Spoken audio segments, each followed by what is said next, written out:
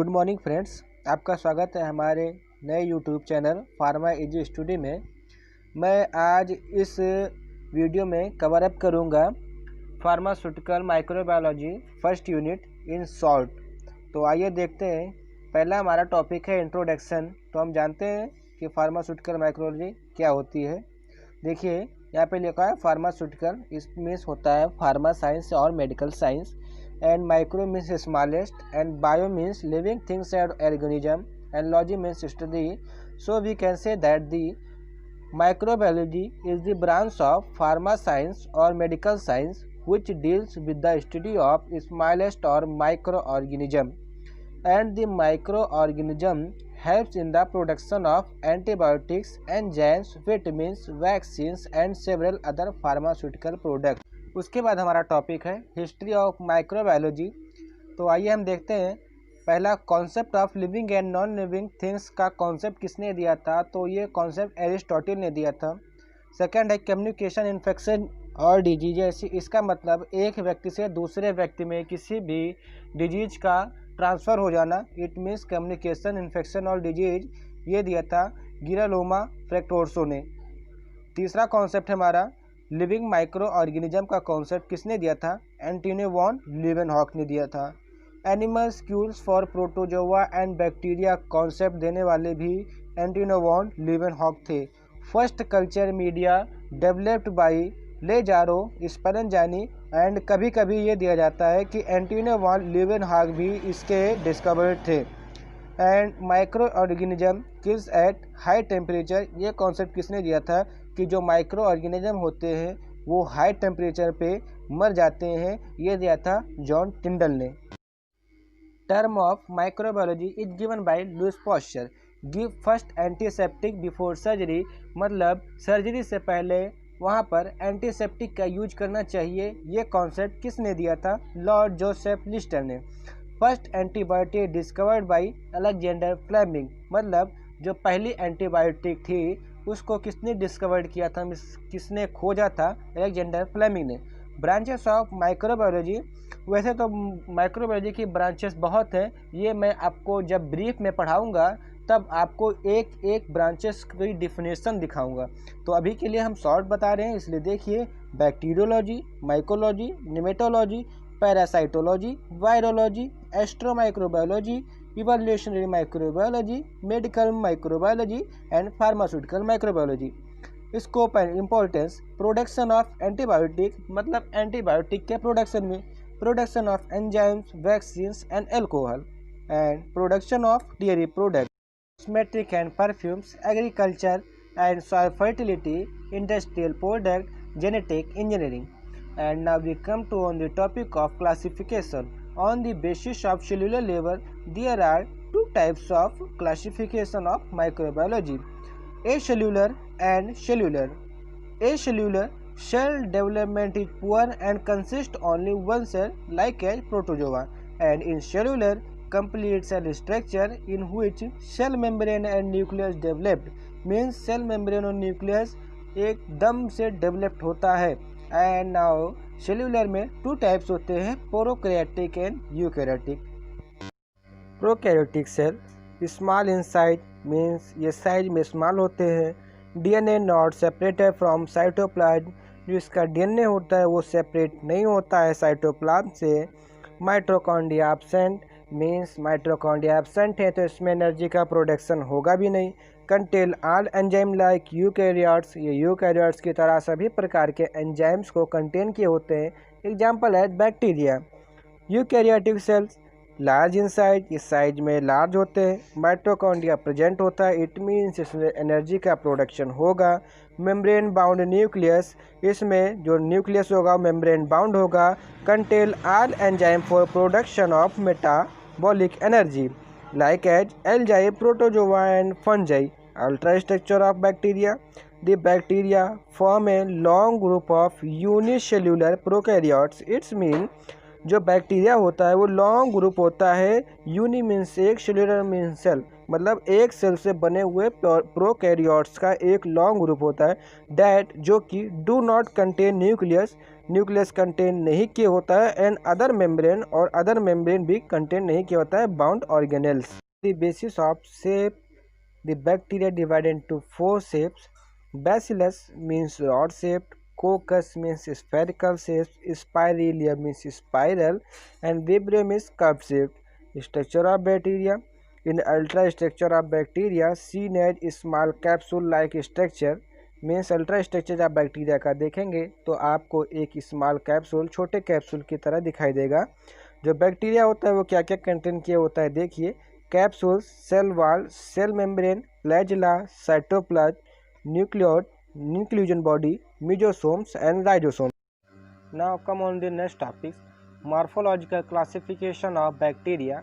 Bacteria divided into two part, true bacteria and false और pseudo bacteria. True bacteria divided into two parts, spherical and rod. Spherical means गोला and rod means rod.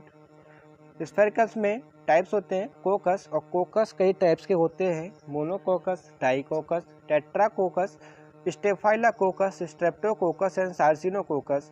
And जो rod होता है, rod में bacillus, bacillus भी कई types के होते हैं, monobacillus, diplobacillus, tetrabacillus, streptobacillus, staphylobacillus and sarcinobacillus. And false and pseudo bacteria कई प्रकार के होते हैं, actinomycetes, spirochaetes, mycoplasma, rickettsia and क्लेमाइडेशिया।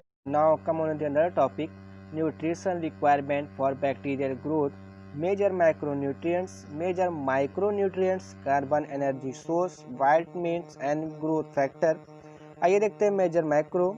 सीहोप्किंस कैफीमाइटी इसका सूत्र है, याद कर लीजिए, बहुत आसानी होगी। C Hopkins means carbon, hydrogen, oxygen, phosphorus, potassium, nitrogen and sulfur. Cafe means calcium and iron. Mighty means Mg means magnesium. And major micro, Munjan Mokal BQ, Mn, Zn, Mo, Cl, Bcu. And now carbon energy source, ammonia, nitrates, hydrogen sulfide. Now growth factor, purine and pyrimidine. Whites means folic acid, biotin, lipoic acid, nicotinic acid, pyridoxine, which means vitamin B6, riboflavin, vitamin B2, vitamin B12, cyanocobalamin, vitamin K.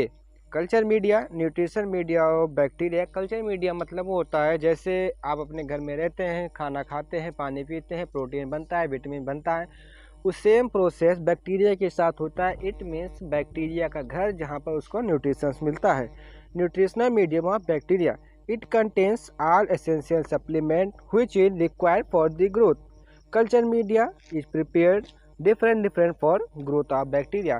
मतलब कि ये ज़रूरी नहीं है कि bacteria के growth के लिए एक ही कल्चर मीडिया बनाया जाए, डिफरेंट बैक्टीरिया के लिए डिफरेंट कल्चर मीडिया बनाया जाता है।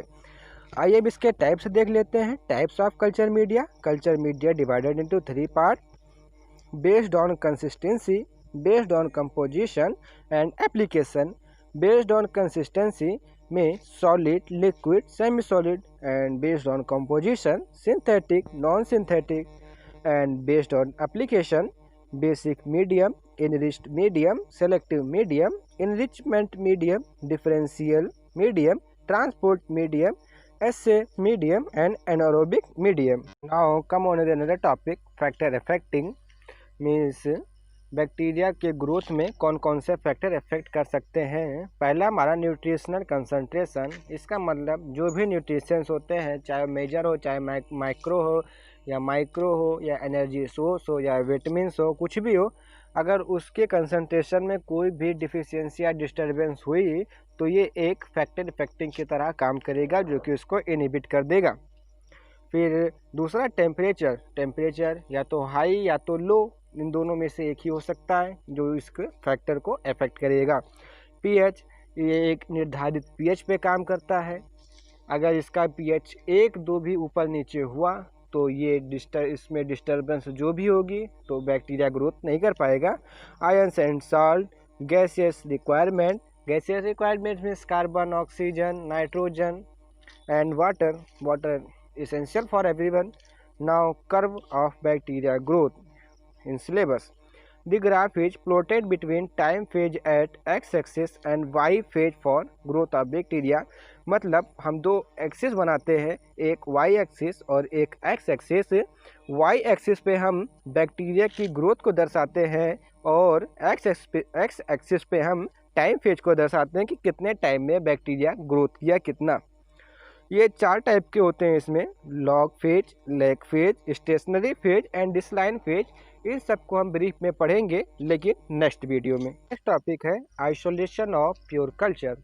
The transfer of bacteria from mother culture to sterile culture medium is called IPC, means isolation of pure culture.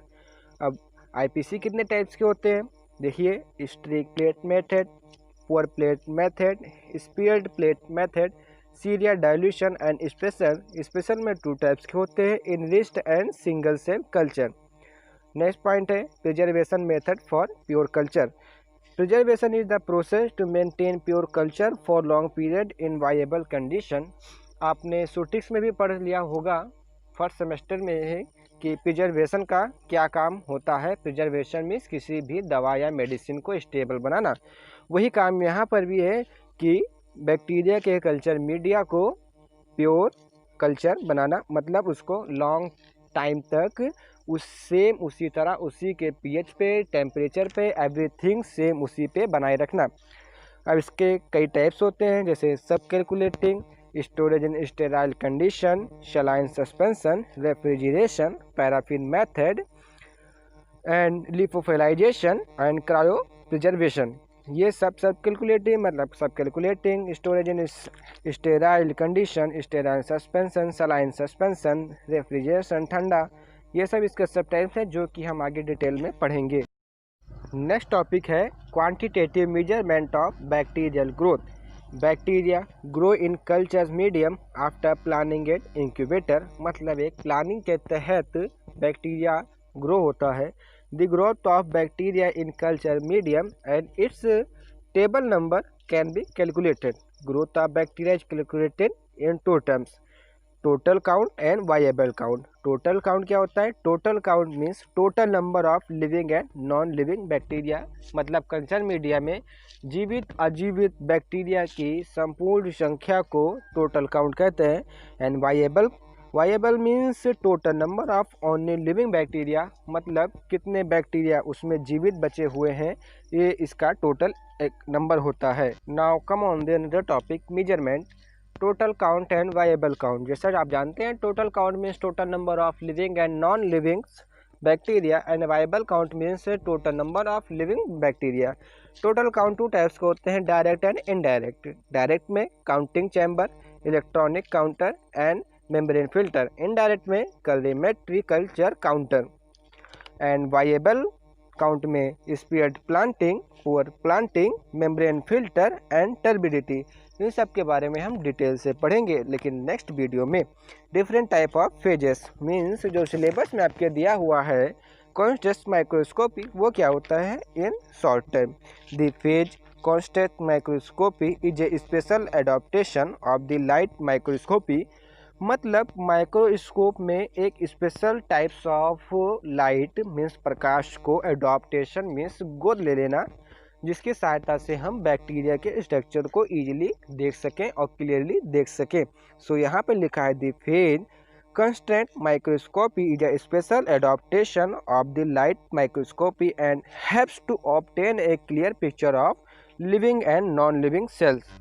डायफील्ड microscopy, dark field microscopy में क्या होता है कि आप इसको अंधकार में भी कर सकते हैं और प्रकाश में भी कर सकते हैं, लेकिन जो इसका मेन उद्देश्य होता है वो बैक्टीरिया पे जमे हुए फॉरेन पार्टिकल्स हों, चाहे जो उसके स्ट्रक्चर से एंड शेप को डिफरेंट कर देते हों, ऐसे पार्टिकल को बाहर निकालना। तो देखते हैं क्या होता है। The dark field microscopy also known as dark field ground microscopy, it describe microscopy methods in both a light and dark. जैसा मैंने बता चुका हूँ, electron microscopy which exclude the unscattered beam from the image, मतलब जो भी फॉरेन पार्टिकल्स या कुछ अदर टाइप्स के मटेरियल्स होंगे बैक्टीरिया के बॉडी पे जो उसके shape and size and structure को डिफरेंट करते होंगे, उसको ये हटाने का काम करता है। Electron microscopy phase use to investigate the ultrastructure of wide range of biological, मतलब जो बैक्टीरिया होता है उसके अल्ट्रा स्ट्रक्चर के वाइड रेंज को ये एस्टिमेट करता है। And inorganic specimen including micro organism, cells, large molecules, biopsy sample, metals and crystal. It also used in quality control and failure analysis. There are three types: scanning electron microscope, transmission electron microscope, scanning transmissions. दोस्तों मैं इन सभी चीज़ों को एक और video के माध्यम से बहुत ही अच्छे तरीके से आपको डिफाइन करूंगा, लेकिन उससे पहले आप हमारे चैनल को सब्सक्राइब कर लीजिए और हमारे ग्रुप को ज्वाइन कर लीजिए, जिससे कि मैं ये नोट्स और फर्स्ट यूनिट की ब्रीफ नोट्स आप तक पहुंचा सकूं, जिससे कि आपको थर्ड सेमेस्टर में कोई दिक्कत ना हो। थैंक यू दोस्त पूरा वीडियो देखने के लिए, और चैनल को सब्सक्राइब जरूर कर देना। वीडियो अच्छी लगे तो लाइक कर देना, कमेंट में बता दीजिएगा कि कैसी वीडियो